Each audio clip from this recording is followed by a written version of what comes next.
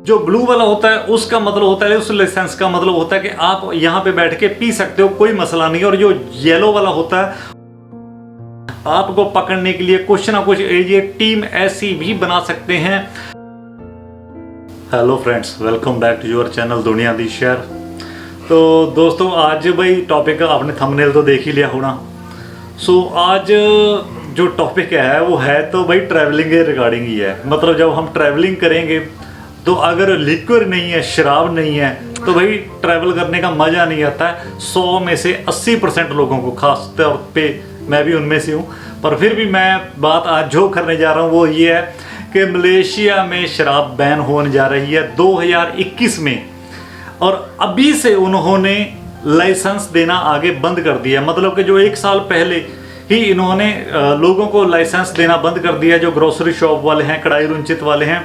और अब वो क्या करेंगे उसके बारे में इस वीडियो में बात करेंगे आपसे। अगर इसकी हिस्ट्री के बारे में जाएंगे तो भाई थोड़ा सा लंबा चौड़ा हो जाएगा और आप बोर भी हो जाओगे, क्योंकि मेरे ख्याल से अगर आपने हिस्ट्री ही पढ़नी होती तो भाई आप मलेशिया नहीं होते, आप कनाडा, अमेरिका, बड़ी कंट्री में होते।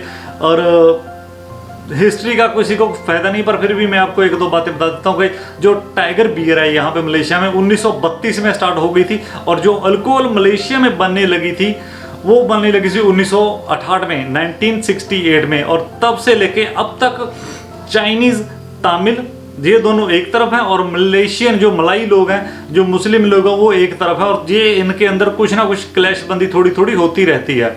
देखिए, किसी भी देश में 1% से ज़्यादा अगर कोई भी दूसरी कम्युनिटी हो जाए किसी भी देश में, तो वो अपने राइट मांगने लग जाती है। एज लाइक इंडिया हो गया, मलेशिया हो गया, पाकिस्तान हो गया, पूरी दुनिया में कहीं भी हो जाए, एक पॉइंट से जाके जब किसी दूसरी कम्युनिटी से ऊपर हो जाए या उसके बराबर हो जाए तो वो अपने वहाँ पे रूल एंड रेगुलेशन मांगने लग जाती है।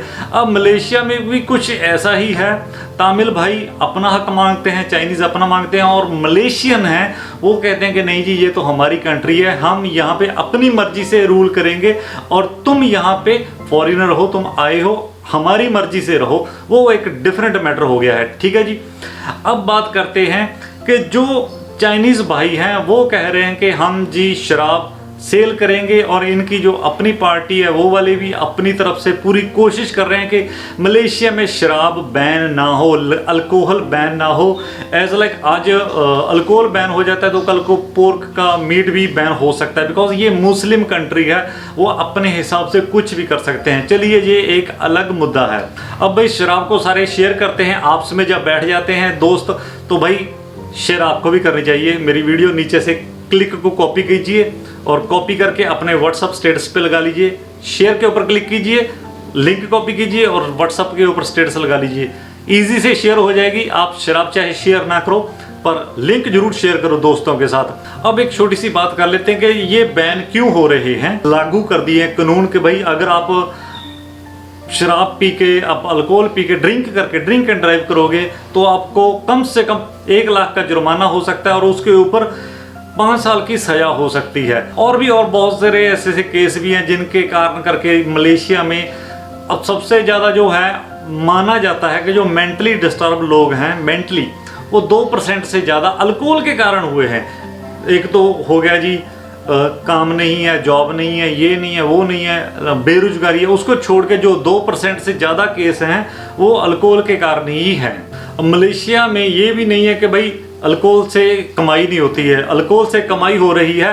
1 से 2 बिलियन रिंगिट मलेशिया को अर्निंग हो रही है, रेवेन्यू में पैसे मिल रहे हैं। चाइनीज़, तमिल, सिख, जो भी कम्युनिटी है जहाँ आउटसोर्स आ रहे हैं, टूरिस्ट आ रहे हैं, 1 से 2 बिलियन 1 साल का रेवेन्यू मिल रहा है, रेवेन्यू जनरेट हो रहा है, बहुत बड़ा इनकी इकोनॉमी में योगदान पड़ रहा है। पर अभी क्या सीन है कि भाई मुस्लिम और नॉन मुस्लिम का यहाँ पे फंडा है, इसलिए उन्होंने सोचा कि भाई रेवेन्यू तो हम कहीं और से भी जनरेट कर लेंगे, पर हम नहीं चाहते कि मलेशिया, बिकॉज मुस्लिम कंट्री है और मुस्लिम में शरिया का लॉ लागू होता है, और शरिया के लॉ के हिसाब से आप यहाँ पे तो कहीं भी मुस्लिम के हिसाब से आप शराब नहीं पी सकते। अब शराब का मतलब होता है कि रेड कैटेगरी मतलब भाई जो नीचे वाला बटन है सब्सक्राइब का वो रेड नहीं होना चाहिए, ग्रे होना चाहिए। इजी है समझाने में, आपको समझेगा। अगर आपका ग्रे है ना बटन सब्सक्राइब वाला, तो भाई अच्छा है यार, नहीं तो थोड़ा सा बुरा लगता है ना। अच्छा जी, अब बात करते हैं जो ये लागू करना चाहते हैं रूल, जिसके चक्कर में इतना सारा पचड़ा हो रहा है पूरे मलेशिया में। मतलब अभी हुआ नहीं, आने वाले समय में होगा, ये 1 साल बाद की बात है। अभी जो चल रहा है, इन्होंने रूल क्या लागू कर रहे हैं वो आपको बताते हैं। जो नए रूल हैं उसके हिसाब से सुबह 7 बजे से लेकर रात को 9 बजे तक कढ़ाई रुंचित हो, जहाँ मेडिसिन हो, कोई दुकान चाइनीज़ की मेडिसिन की होती है, जो भी होती है, वो सुबह 7 बजे से लेकर शाम को 9 बजे तक ही सेल कर सकते। और वो भी एक अलग से पार्ट बना होना चाहिए, नॉन हलाल, उसके ऊपर लिखा होगा, और तब ही आप सेल कर सकते हैं। देखिए, ये जो लॉ एंड रेगुलेशन है ना, ये इसको एक लयबद्ध करने के लिए है कि भाई देखिए, पूरी दुनिया में ही लॉ है लिक्योर के हिसाब से, पर अब मलेशिया में थोड़ा सा हार्ड करने जा रहे हैं। हो सकता है धीरे धीरे धीरे करके इसको और ज़्यादा सख्त कर दिया जाए, पर अभी जो है वो मैं आपको कुछ बातें हैं इनकी जो सरकार के आगे रखी गई है मुस्लिम पार्टी द्वारा, तो वो हो सकता है कि बहुत जल्दी अप्रूवल हो जाए और मिलने की भी उनके पूरे के पूरे चांस है, बिकॉज वो सारी की सारी जेन्युइन दिखाई दे रही है। अभी तो आने वाले समय में पता नहीं क्या होगा, अभी तो जो दिखाई दे रही है वो बिल्कुल जेन्युइन और सही दिखाई दे रही है। और उसके बाद है जो होल सेल है, जैसे कि जेंट हो गया, टेस्को हो गया, जेस्को हो गया, जहाँ कोई भी बड़ी मॉल है, उनके अंदर 7 बजे से लेकर 9 बजे तक ही सेल कर सकते हैं, और वो भी एक अलग से डिपार्टमेंट बना होगा नॉन हलाल। जेंट में आपने देखा होगा, और सुपरमार्केट जितनी भी बड़ी बड़ी हाइपर मार्केट है उसमें आपने सबने देखा कि एक अलग से बना हुआ है, उसमें ही सेल होती है। अब उसके बाद आ जाती है बार हो गया, पब हो गया, क्लब हो गया, लाउंज हो गया, रेस्टोरेंट हो गया, वहाँ पे बियर बार जो होती है सेल होती है, वो वाली भी इन्होंने टाइम किया हुआ है 12 बजे तक रात को। अगर स्पेशल कोई ले ली जाए परमिशन किसी ना किसी तरीके से, तो 2 बजे तक की परमिशन मिल सकती है, इसके बाद की नहीं है। वो भी तब, जैसे कि बुकित बिंतांग है, वहाँ पे टूरिस्ट ज़्यादा आते हैं, तो ऐसे इलाके में कुछ ना कुछ उम्मीद है कि भाई 2 बजे तक, जहाँ हद से हद 3 बजे तक की कोई अनुमति मिल सकती है, नहीं तो भाई चांस नहीं है। 12 बजे तक इन्होंने बैन कर देना है, मलेशिया के बाद नहीं होगा। 12 बजे के बाद आपने बंद कर देने हैं सारे के सारे पब, क्लब, रेस्टोरेंट। जो परमिशन मिलेगी वो सबसे ज़्यादा मिलेगी, जैसे कि स्कूल हो गया, पुलिस स्टेशन हो गया। पुलिस स्टेशन के नज़दीक नहीं सेल कर सकते, बच्चों के स्कूल के सामने, कॉलेज के सामने, और वर्शिप का प्लेस है उसके नज़दीक कोई भी ये शराब नहीं रहेगी। नज़दीक, दूर आप सेल कर सकते हैं, उसमें कोई मसला नहीं है। यहाँ पे लाइसेंस मिलते हैं 2 तरह के, एक ब्लू होता है, एक येलो होता है। जो ब्लू वाला होता है उसमें आप, जो ब्लू वाला होता है उसका मतलब होता है, उस लाइसेंस का मतलब होता है कि आप यहाँ पे बैठ के पी सकते हो, कोई मसला नहीं। और जो येलो वाला होता है उसका मतलब है कि आप यहाँ पे नहीं बैठ के पी सकते, आप यहाँ से लेके जा सकते हो। पर अब इसकी भी एक लिमिट लगाई गई है कि 21 साल से, पहले थी 21 साल, अब 18 साल कर दिया है। 18 साल से कम कोई भी बंदा हो, बच्चा हो, उसको नहीं बेची जाएगी, और मुस्लिम को किसी को भी नहीं सेल की जाएगी, और जो टैक्सी ड्राइवर हैं उनको भी नहीं बेची जाएगी। ये बात लागू कर देंगे। और कोई भी बिजनेसमैन होगा, दुकान वाला होगा, कोई भी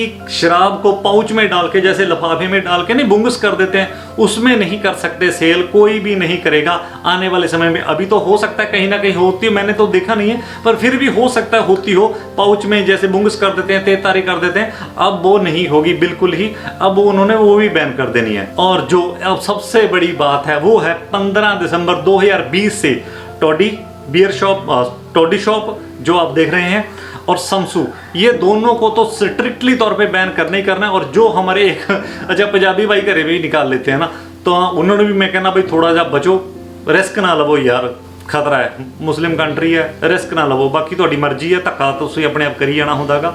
मूसे वाले के फैन है ਜਿਹੜੇ ਚੱਲਦਾ है ਧੱਕਾ ਅਸੀਂ ਤਾਂ ਕਰਦੇ।